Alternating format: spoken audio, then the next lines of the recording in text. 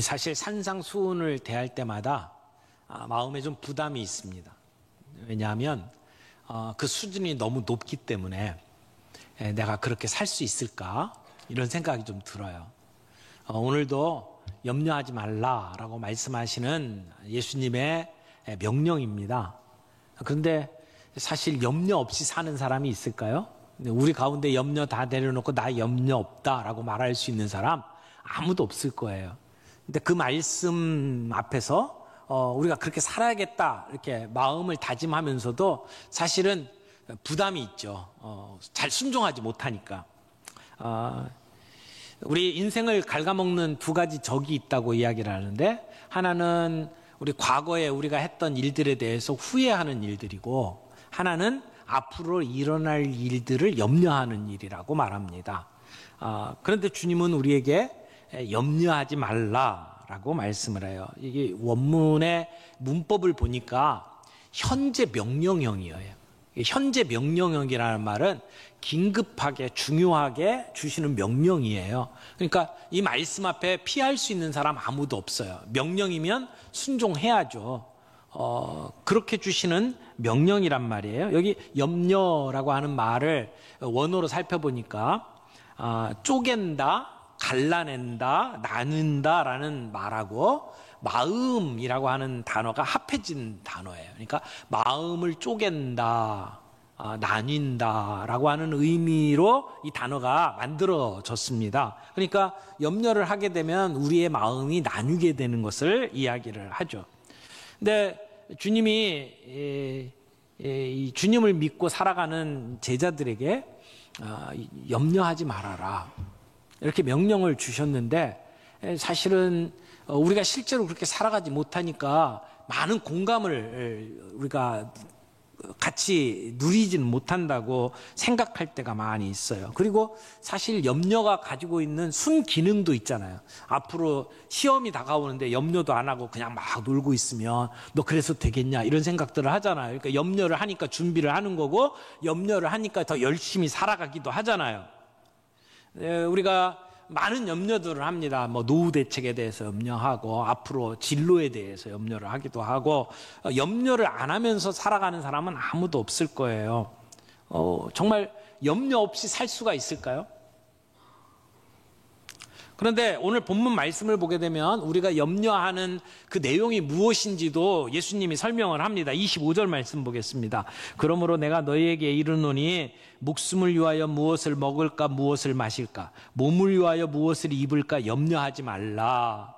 그러니까 보통 염려하는 내용이 뭐예요? 목숨을 위한 것, 몸을 위한 거죠. 우리의 생명에 대한 것, 그리고 우리 몸의 건강을 위한 것, 이런 것들을 놓고 우리가 염려합니다. 그래서 먹을 것, 마실 것, 입을 것, 이게 다 우리의 걱정이에요. 그게 염려의 뿌리란 말이에요. 그런데 우리의 현실을 보게 되면 이런 염려들이 폭군처럼 우리의 삶을 짓밟아 버릴 때가 있어요. 우리를 괴롭힐 때가 참 많이 있죠. 아이들 같은 경우에는 앞으로 우리가 어떤 삶을 살지에 대해서, 진로에 대해서 고민을 많이 하고, 이제 대학교에 들어가는 그러한 친구들은 등록금 문제 걱정하고, 그 다음에 취업 문제 걱정하죠.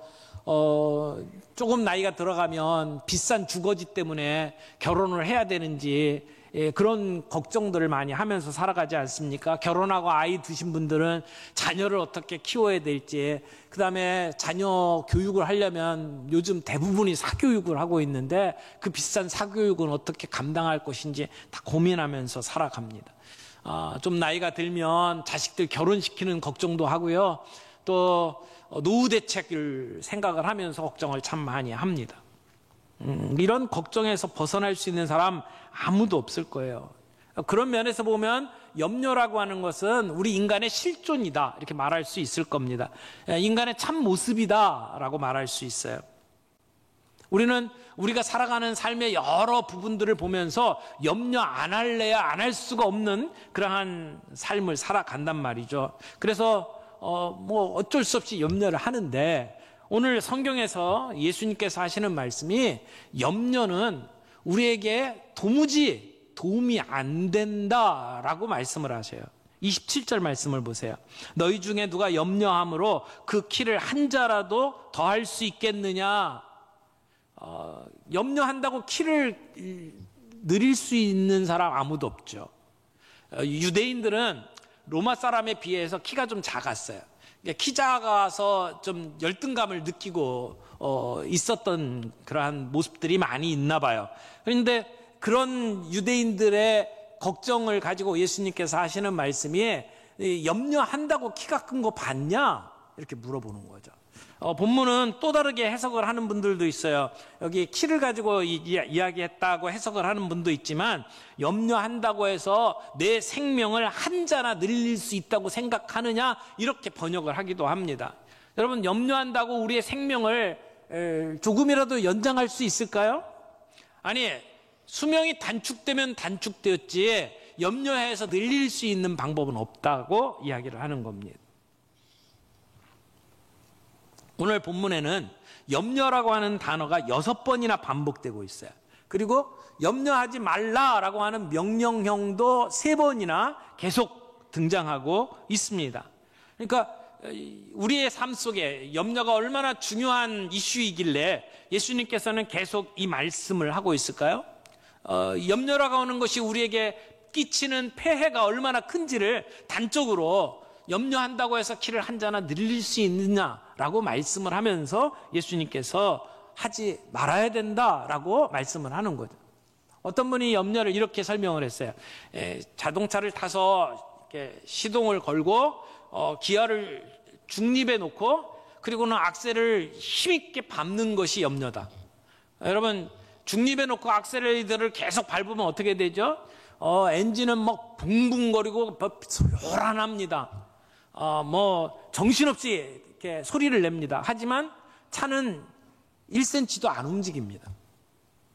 그게 염려라고 하는 거예요. 염려는 우리의 마음을 무너뜨리기도 하고 우리의 육체를 망가뜨리기도 합니다.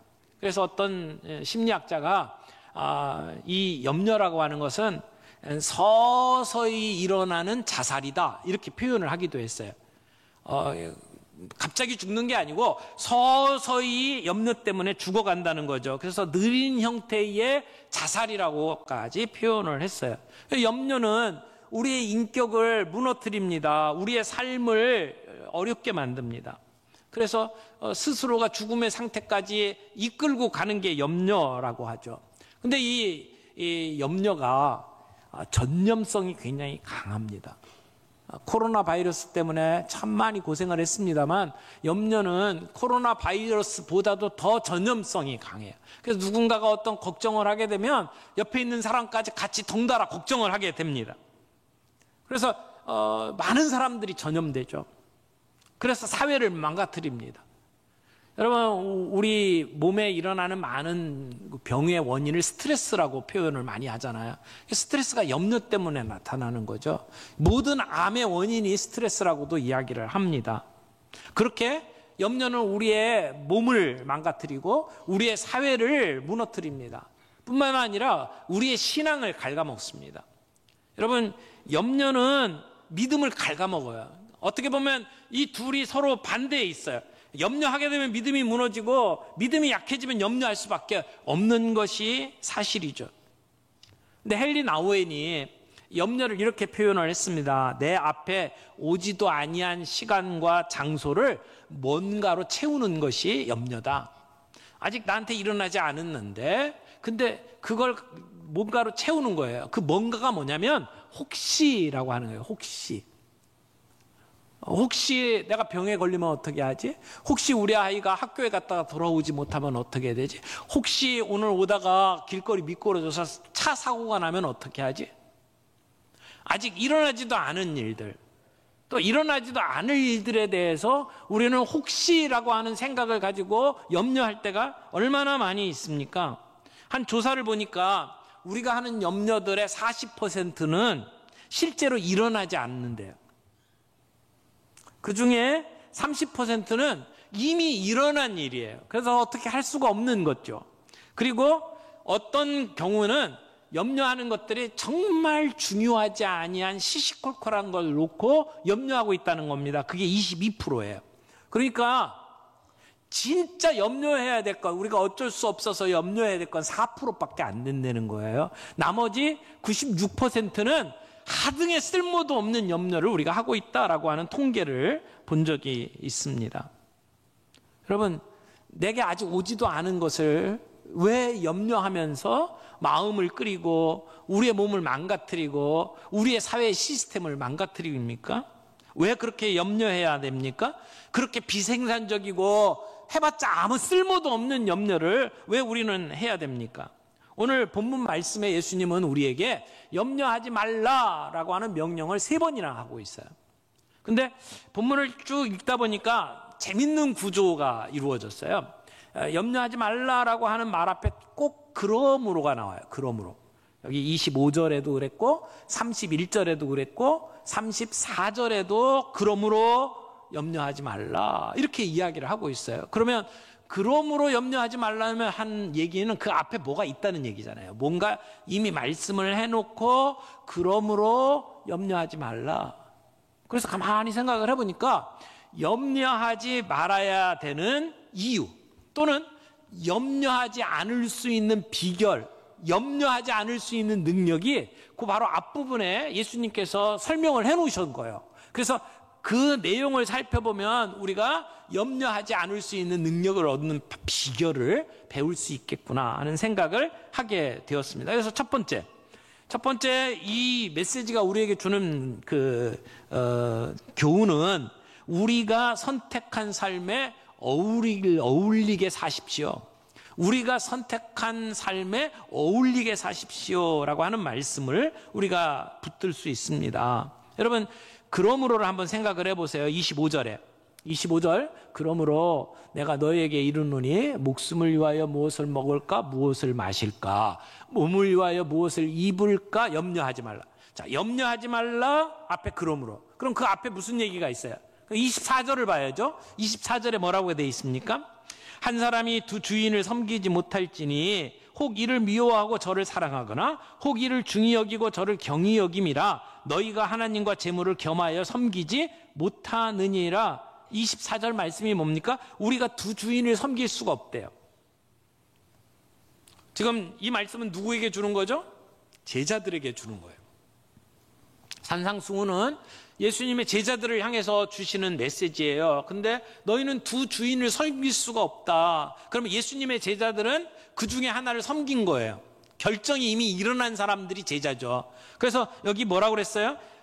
하나님과 재물을 겸하여 섬길 수가 없다. 그러면 예수 믿는 사람들은 누구를 선택한 거예요? 하나님을 이미 선택한 사람들이에요. 세상을 선택한 게 아니고 하나님을 섬기기로 이미 선택한 사람이란 말이에요. 이미 우리의 선택과 결론이 내려졌어요. 그러므로 염려하지 말라라고 말씀을 하는 거죠. 재물과 하나님, 세상과 하나님 사이에서 이미 하나님 쪽으로 우리의 선택이 결론이 내려졌으므로 이제는 염려할 필요가 없다라고 우리 예수님이 말씀을 하는 거죠. 어떻게 보면 이미 하나님 편으로 선택을 한 제자들이라면, 하나님의 백성이라면 염려라고 하는 것은 그 사람들에게 걸맞는 게 아니라는 거예요. 우리 제자의 삶에 염려라는 것이 이게 어울리지 않는다는 얘기입니다. 제자의 삶을 살고 싶은가? 그렇다면 염려하지 말아라 라고 주님이 우리에게 말씀을 하는 거죠. 여러분, 우리의 마음이 재물에 가 있기 시작을 하면 그러면 우리는 조금씩 염려의 종이 되어버립니다. 우리가 돈에 마음을 주고 거기에 염려를 하게 되면 그 돈에 끌려다니는 사람이 될 수밖에 없다라고 하는 것이죠. 그 돈에 대해서 자꾸 염려하게 되면 결국 돈을 숭배하게 되고 그래서 만몬을 섬기게 되는 그러한 모습이 되어버리는 거죠. 그게 얼마나 위험한 일입니까? 그 병에 걸리면 사람들은 죽을 수밖에 없습니다. 누가복음 21장 34절에 보니까 말세가 되면 우리 성도들이 빠지게 되는 3가지 악이 있다고 설명을 해요.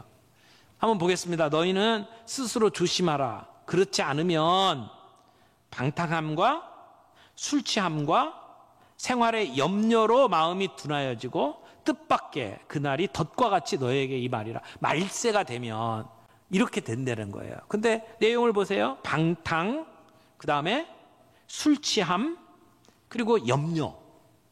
그러니까 우리가 방탕한 거, 그거 악이지. 우리는 당연히 그렇게 생각을 합니다. 방탕은 악이에요. 그렇죠? 우리가 술 먹고, 그리고 정상적인 삶을 살지 않고, 사람들이 욕하는 그러한 삶을 살면, 마약에 손을 대고, 그것이 방탕한 삶이죠. 방탕은 누구나 다 악이라고 생각을 해요. 그래서 그런데 마음을 빼앗기고 거기에 중독이 돼버리면 인간 되기를 포기한 거잖아요.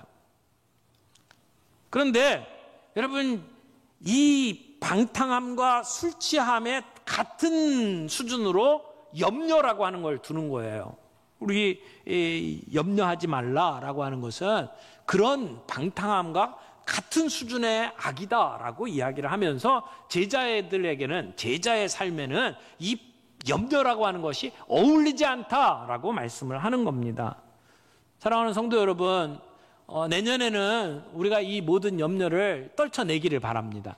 우리가 예수님을 따라가는 제자의 삶에 어울리지 아니하는 이 염려를 내려놓을 수 있기를 바랍니다. 두 번째 우리에게 주시는 교훈은 염려거리를 하나님께 맡기는 믿음을 가지십시오라고 하는 교훈입니다. 여기 두 번째 그러므로가 나오죠. 31절에 나옵니다. 함께 읽겠습니다. 시작. 그러므로 염려하여 이르기를 무엇을 먹을까, 무엇을 마실까, 무엇을 입을까 하지 말라. 염려하지 말라라고 하죠. 그러므로.